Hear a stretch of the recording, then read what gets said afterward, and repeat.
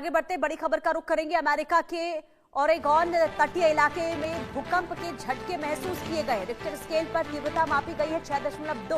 भूकंप का केंद्र जमीन के 10 किलोमीटर अंदर था और अब तक किसी के नुकसान की कोई सूचना नहीं मिली है। तो भूकंप का जो केंद्र था वो जमीन के 10 मीटर अंदर था। अमेरिका के ओरेगॉन के तटीय इलाके में ये भूकंप आया है। भूकंप के झटके लोगों ने महसूस वहां पर किए हैं और रिक्टर स्केल पर भूकंप की जो तीव्रता थी वो 6.2 मापी गई है।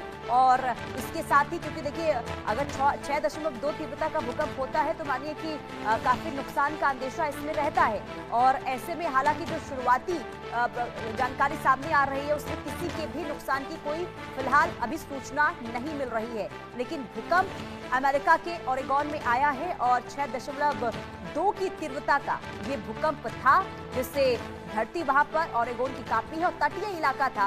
और ऐसे में तटीय इलाके में भूकंप आने के बाद वहां पर देखिए अफरा तफरी का माहौल जरूर देखने को मिला है।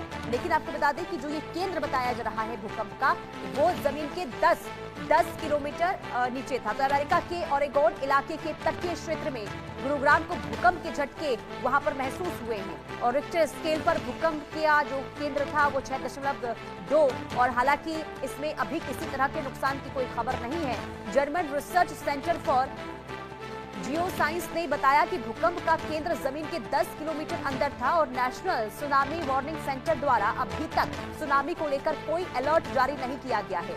ओरेगॉन के जिस इलाके में भूकंप के झटके महसूस किए गए वो ओरेगॉन और कैलिफोर्निया की सीमा पर स्थित है और यहां अक्सर भूकंप के झटके महसूस किए जाते हैं।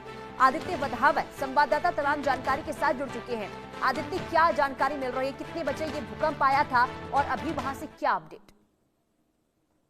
पुनीता, बिल्कुल देखिए, और ये 6.2 का काफी तेज रिक्टर स्केल का ये जो है अर्थक्वेक आया है ओरेगॉन में, जो अमेरिका के टेक्सास के शहर के राज्य में है। और कहीं ना कहीं काफी जो जैसे कि आपने जिक्र भी करा, इसकी 6.2 किलोमीटर 10 किलोमीटर की जो है इसका जो एपी सेंटर था 10 किलोमीटर नीचे था। तो कहीं ना कहीं जितना भी जो एपी सेंटर है भूकंप का वो जितना ज्यादा नीचे होगा उतना ज्यादा कम नुकसान होगा, जितना गहरा होगा और जितना ज्यादा शैलो होगा ऊपर में होगा उतना ज्यादा नुकसान होगा। तो हालांकि अच्छी बात यह है कि अभी किसी जान माल के ज्यादा नुकसान की खबर नहीं आई है, लेकिन फिर भी जो 6.2 का जो भूकंप का ये झटका है काफी तेज होता है और इससे कहीं ना कहीं देखने वाली बात होती है कि किस तरह कितने क्या क्या स्तर है, कितना ज्यादा आया है। तो कहीं ना कहीं काफी जो अभी स्थिति है गरमाई हुई है। आप देखने वाली बात होगी कि क्या, क्योंकि ग्राउंड्स पर जो टीम है, डिजास्टर मैनेजमेंट की टीम है अमेरिका में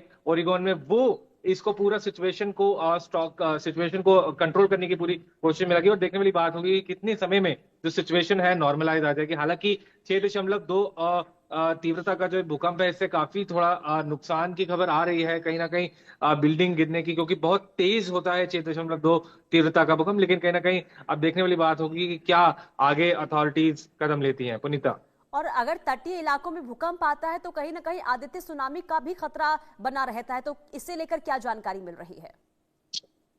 जी बिल्कुल, अगर तटीय इलाके कोस्टल रीजन में अगर इस तरह का तेज भूकंप आता है तो कहीं ना कहीं सुनामी की भी एक वार्निंग जारी होती है, क्योंकि वो धरती की सतह को इतना तेज जो है हिला के रख देती है जिससे सुनामी आने का खतरा भी जो है बना रहता है। क्योंकि नीचे जो अंडरग्राउंड में वाइब्रेशंस होती हैं टेक्टोनिक प्लेट्स की, उससे कहीं ना कहीं एक वायलेंट शॉक्स जो है अंदर गहरे पानी में जनरेट होते हैं और उसकी वजह से सुनामी का पूरा पूरा खतरा बना रहता है। पुनीता, ठीक है आदित्य, क्योंकि देखिए भूकंप आया है इसके बाद अभी तक जो आप जानकारी दे रहे हैं किसी भी तरीके से नुकसान वहां पर नहीं अभी हुआ है, तो बहुत राहत की खबर है। लेकिन आगे देखना ये होगा कि क्या जानकारी और वहां से निकलकर सामने आती है। बहुत शुक्रिया आदित्य तमाम जानकारी देने के लिए। और रुकते हैं बुलेटिन में एक छोटे से ब्रेक के लिए। देखते रहिए इंडिया न्यूज। टेक्नोलॉजी की नई उड़ान, नए उत्तर प्रदेश की